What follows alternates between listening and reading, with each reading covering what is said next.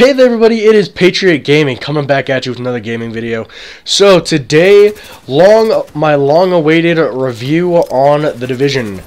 So, what I'm going to be talking to you guys about today is pretty much the good and the bad of what I have seen throughout playing The Division. I have gotten up to level 30 and I have started up a new character, and that new character was for the beginning series.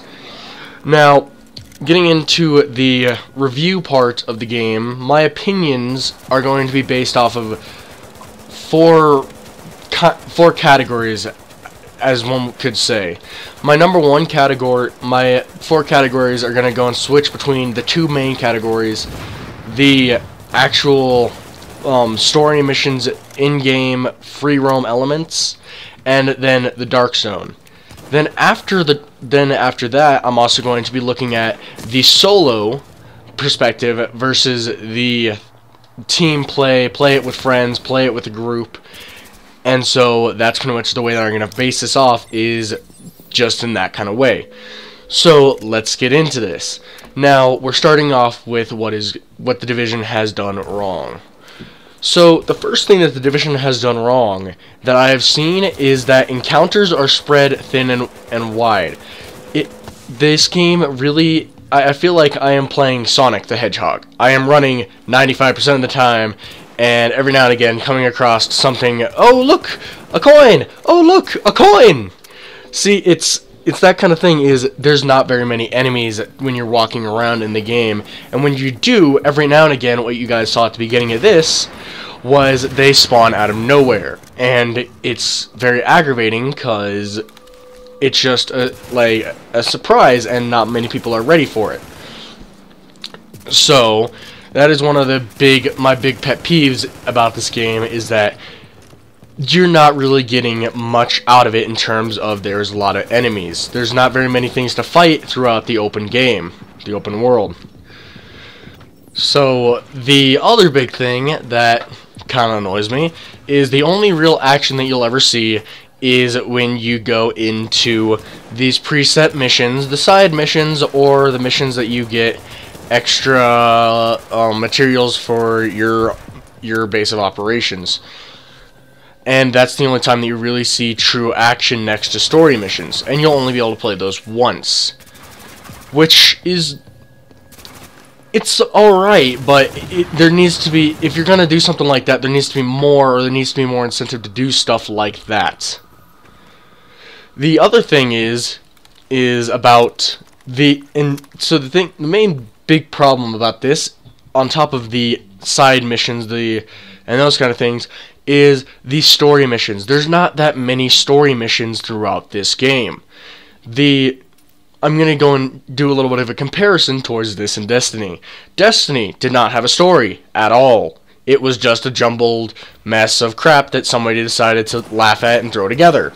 This game has a story, but there's not enough. It seems like somebody took all this stuff, rushed it out, and then put a story over it, which is alright, but you know, I like to be able to do something that doesn't take me 2 days to finish. I like to be able to play for quite a while. So, now we're on the part of stories. Now, let's get on to this has all been kind of first person and third person, like yourself problems, and problems that you have as a group. Now, the other thing is that when you're solo, and you're going through missions, it's alright, it's pretty good, you're doing it alright, you've got your own little thing. Now, let's go and throw in, so say I'm a level 15, and my friend who is a level 30 joins me. Oh, well, you know what, this has just become really, really annoying for me, because now I've got level 25 enemies to fight. Oh no, level 25 enemies. Oh, and you know what, I can't even tell that they're level 25, because they all have these little skulls above their heads that say that they are next to impossible to fight. So, with that, I think that is a flawed thing, in that you should not be able to, I don't know how you're going to fix that, but that's one of my annoyed things, is that playing with a level 30 is really, really difficult and hard to do. You can choose to do it, but it's really, really hard. So, playing with your friends is not very beneficial unless you're all the same level. So, and coming from my part, that has been never. I have yet to be able to play with my friends because I am a level 30 and they are all level 25, level 15, or somewhere in between, somewhere in that. So it is very, very difficult for me to play with my friends when this game is meant to be played with teammates.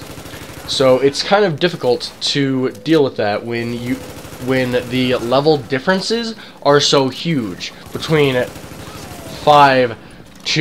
level 25 to 30.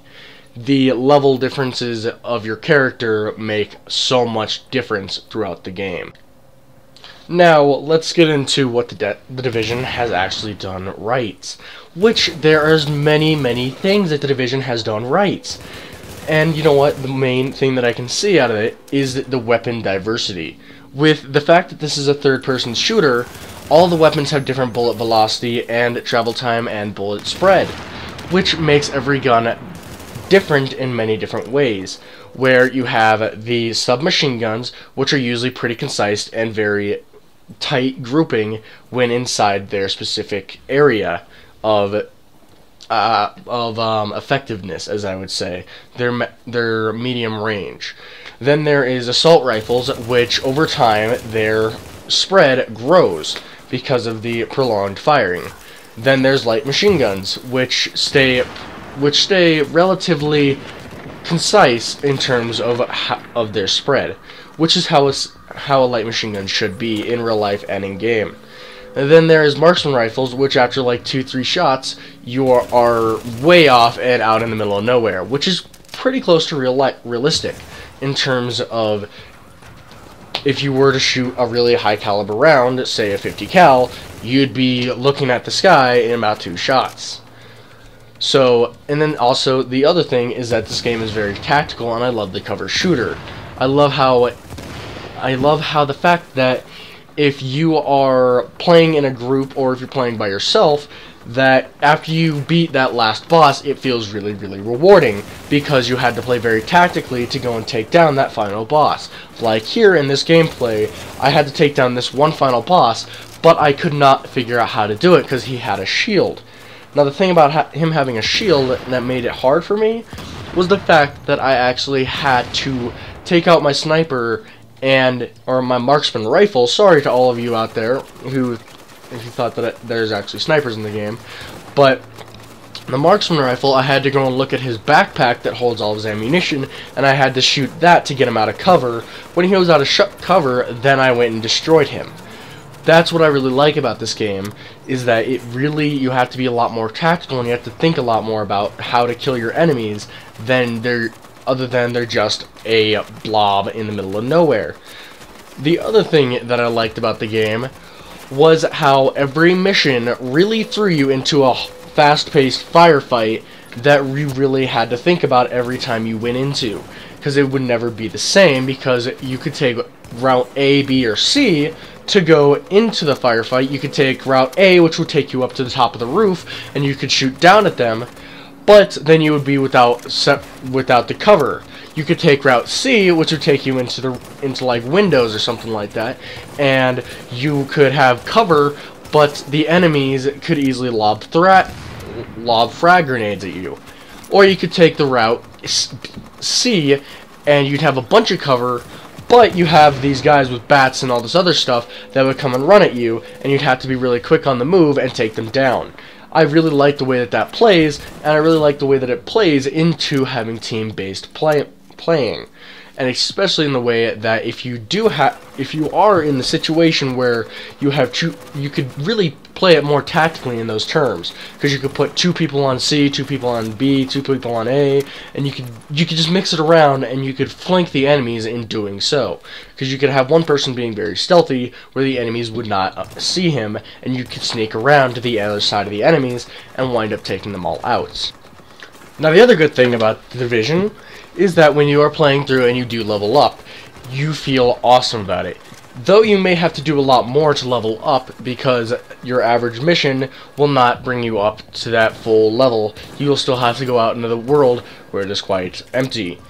And so you'll have to go on these side missions or something like that in order to go and level up. But when you do finally level up, you definitely feel it. You definitely feel the power boost, which a lot of people, including myself, definitely like the feel. We definitely like the feeling of having that extra oomph when we are taking down an enemy. It is a great feeling to have. Now, on to the Dark Zone. Let's look at the Dark Zone. So, the Dark Zone is a very interesting place, and it's a very hard place to understand and talk about.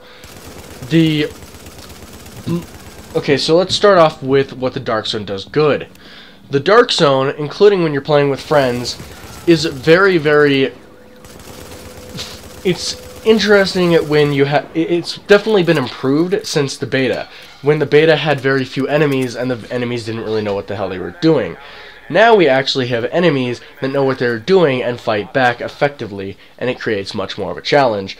But when you're playing with one person, that challenge really doesn't change, it stays the same. So no matter what, your challenge, the challenging level of the Dark Zone stays the same across whether or not you have friends or not, which I don't think is very fair in terms of I'm sitting here in the Dark Zone and I'm usually a DZ solo player, which is not really how the DZ should be played, but it's the way that I usually play it. So, I don't really think it is a great thing. I think it should be more in terms, should be leveled to the point of, say, okay, so this is a solo player lobby compared to this is a team-based lobby. So if you have a team, you're actually in there with other teams, instead of you being in there solo, going against 4 people that have just gone rogue and decided to go and come up and take you down. So that is that is just kind of like a little pet peeve on my review of the Dark Zone. Now, I know that sounded a little bit negative, but it still is a good thing. I do like it in the way that it is formed. I think it needs a little bit of an adjustment in that sense. The other thing about the Dark Zone is just, I can't really put it into words. It's just, it doesn't feel rewarding enough to go in there and fight in this very tense environment. You definitely get more stuff out of doing it, but it does not always feel the most rewarding when doing so. But guys, that is the end of my video. I hope you guys all enjoyed this review of The Division. And you know what, if I am going to give it a number on my rating scale, comparing it to other games that I have played in the past, which is quite a few, I would have to give it a 7 out of 10. I really do like the game. It still has a few things that it needs to be worked on, and I wish that they would work on all the glitches that you have, especially that thing that I showed you guys earlier this year, or earlier in the game cycle, of the part where you just start up and you're like a level 1, you have to go and register, and it took me literally 2 hours to do that. Literally! It shouldn't take you 2 hours to get to level freaking 2. I don't understand why they think that was a good idea, but anyway, guys, this has been Patriot Gaming. If you did enjoy the video, don't forget to leave a like and subscribe. It really does help me. Then, if you wouldn't mind sharing this video to all your friends, it would really help me out as a channel. And so that is all that I have for you guys today. I go out here and I salute to you. I hope that you all have a good rest of your day. This has been Patriot Gaming, and I am signing off.